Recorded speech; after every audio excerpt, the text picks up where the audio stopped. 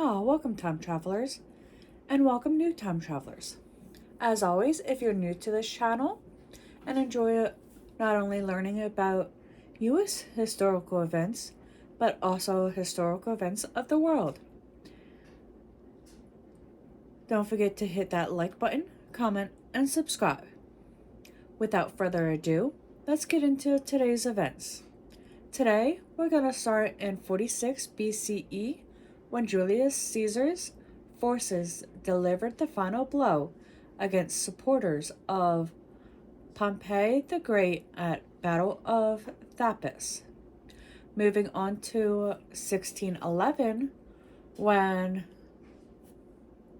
Chonghai's, the 16th and last emperor from 1627 to 1644 of the Ming Dynasty, was born in Beijing. In 1840, Maori leaders signed the Te Tiroi o Whanganui, or Treaty of Whanganui, with Great Britain, an agreement purported to protect Maori rights that became the immediate basis of the Great Britain exist of New Zealand.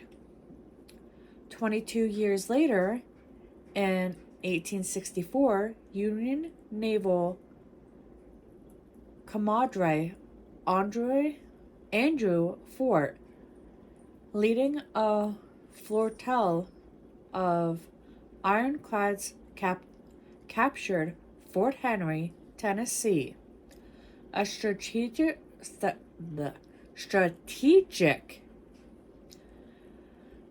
Confederate position during the American Civil War. For the football fans out there, this next event is for you. Not football, sorry, baseball.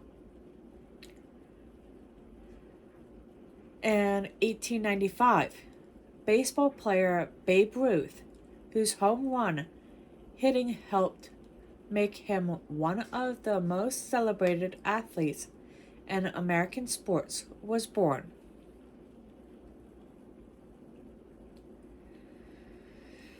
Now we stop in 1919 when German Constitutional Assembly met to form the Weimar Republic. Now in 1932, French film director Francisque Truffaut, whose attacks on established filmmaking techniques paved the way for the movement known as New Wave, was born.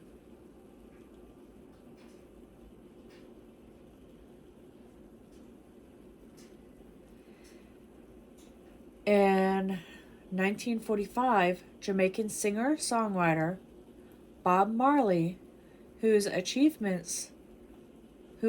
stardom by blending an early ska, rocksteady, and reggae forms into electrifying rock influenced hybrid, was born.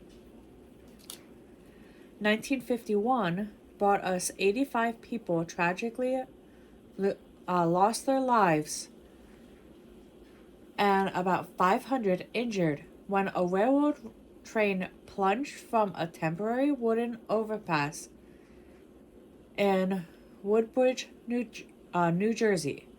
Most likely this event caused them to have shut down any wooden older train overpasses that were deemed unstable and unworthy. Elizabeth II ascended the throne of the United Kingdom of Great Britain and Northern Ireland on this day in 1952, following the death of her father, King George VI. She became the longest reigning monarch in British history in 2015. On the 50th anniversary of her ascension to the throne of Great Britain, Queen Elizabeth II opened a cancer hospital.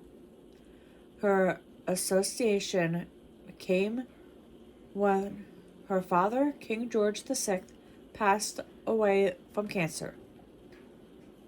Her ascension, which means that, like, her taking her throne, like the throne of England. Moving on. In 1964, UK Prime Minister Sir Alec Douglas Home announced the appointment of Quentin Hogg,